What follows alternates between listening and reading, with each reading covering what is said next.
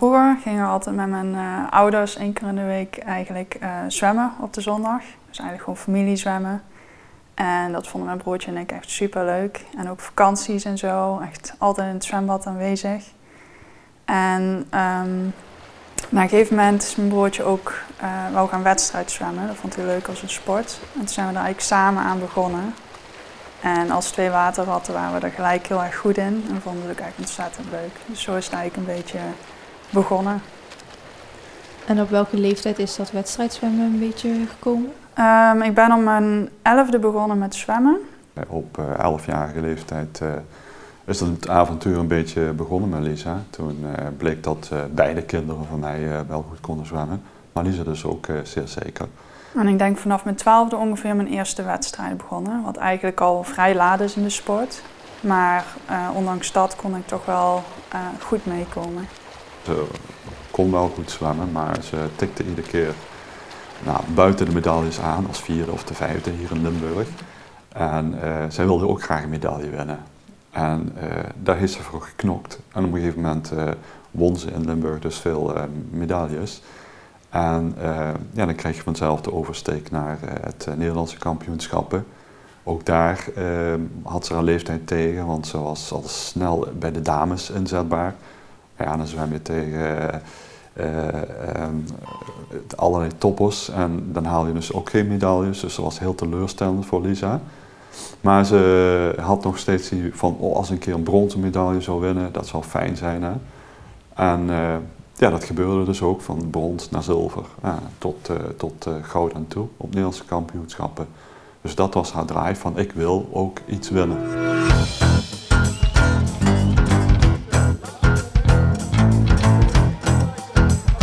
En wat voor zwemmen doe je nu precies?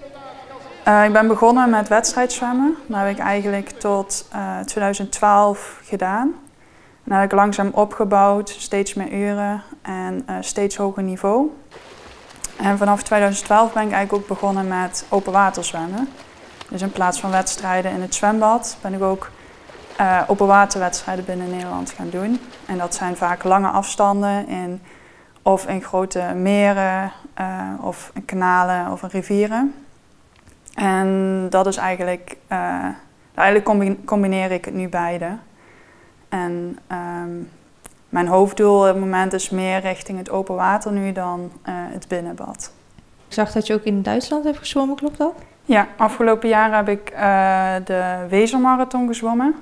Dat was vlak na het NK marathonzwemmen hier in Nederland. Dus dat waren 2 marathons achter elkaar. En dat, normaal kun je je voorstellen, 1 marathon is al zwaar, maar 2 achter elkaar is enorm zwaar.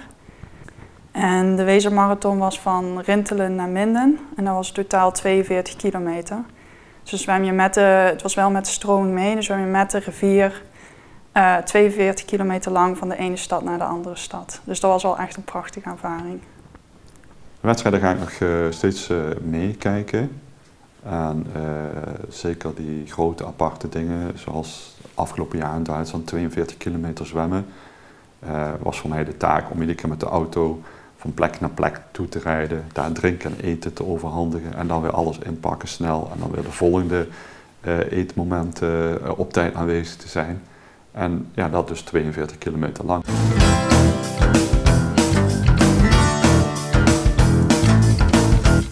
En wat vind je zo leuk aan het open water zwemmen dan?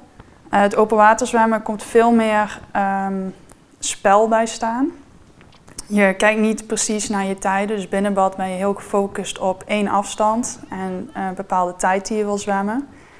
En het open water zwemmen komt ook een spel, dat is heel erg fysiek. Je hebt geen eigen baan, je zwemt met z'n allen langs elkaar. En dan komt de positionering wordt heel erg belangrijk. De weersomstandigheden spelen een hele belangrijke rol. En vind je het ook spannend als Lisa in het open water aan het zwemmen is? Ja, spannend. En de omstandigheden zijn vaak zwaar. Dat vind ik heel knap dan dat ze toch binnenkomt. En vaak dan ook nog een goede plek heeft. Dan denk ik knap. En aan welke wedstrijden van het open water zwemmen heb je zowel al meegedaan? Ik heb aan de NK's meegedaan, dus Nederlandse kampioenschappen, de 5 en de 10 kilometer. En de afgelopen 3 jaar heb ik ook meegedaan met NK marathonzwemmen. Dat is de oversteek van het IJsselmeer. Dat is 22 kilometer. Dat was voor mij heel spannend, want ik zat in Rio de Janeiro, de Olympische Spelen van Dion, te volgen. En toen ben ik 's nachts opgestaan om de filmbeelden te volgen van de oversteek. Want ja, dan lag mijn dochter naast zo'n boot, eindeloos water en urenlang in dat koud water zwemmen. Ja, dat vond ik dan wel heel spannend en ik kon er niet bij zijn. En aankomend jaar heb ik als doel om nog een stapje verder te gaan, om het kanaal over te steken. Dus van Engeland naar Frankrijk zwemmen. En dat ga je dan alleen doen of nog met anderen erbij? Nee, dat ga ik helemaal alleen doen. Dus het is een individuele wedstrijd. En wat voor gevoel geeft u dat Lisa eigenlijk plannen heeft om het kanaal over te gaan zwemmen volgend jaar? Ik vind het heel knap van haar. Het is natuurlijk een hartstikke mooie uitdaging, maar ik vind het ook wel heel eng. Als ik allemaal de verhalen lees van de mensen die het kanaal hebben overgezwommen, dan vind ik het ook wel een beetje beangstigend.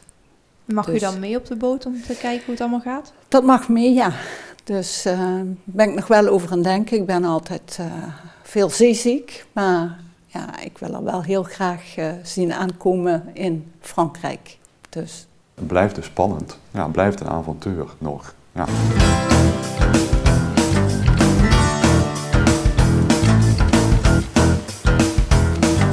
Wat doe je naast zwemmen nog in je dagelijks leven verder?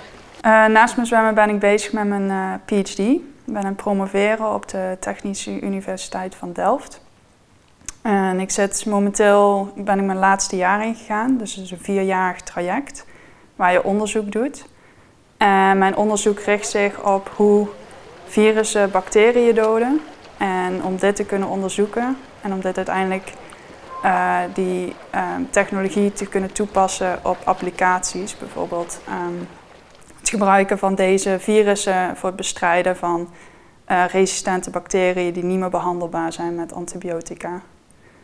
En hoe vindt u het nou dat ze het zwemmen eigenlijk ook combineert nog met een studie? Ja, dat is heel knap, want ja, een studie kost ook veel tijd.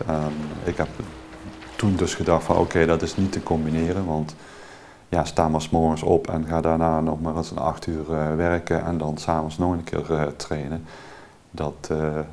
Ja, dat is heel wat. Ja, ik dacht dat ze begon met studeren met PhD van oké, dit is over. Dat was een beetje 2012. Maar toen begon ze met open water zwemmen.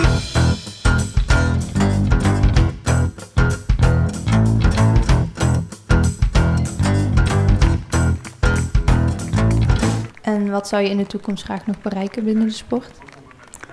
Nou, ik denk dat dit al een heel groot doel voor mezelf is, om het kanaal over te gaan zwemmen. En als ik dat doel eenmaal heb bereikt, dan moet ik eerst nog eens even verder kijken wat voor dingen ik echt leuk vind om al mijn tijd en energie in te steken.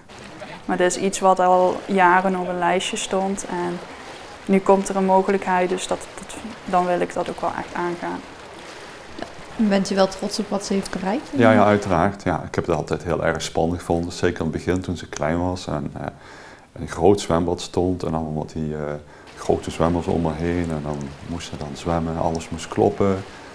Hij moest op tijd daar zijn, alle voorbereidingen. Ja, dat ben je toch wel heel trots als ze dat als een van de eerste of als eerste aantikt en dan op het podium klimt. Ja.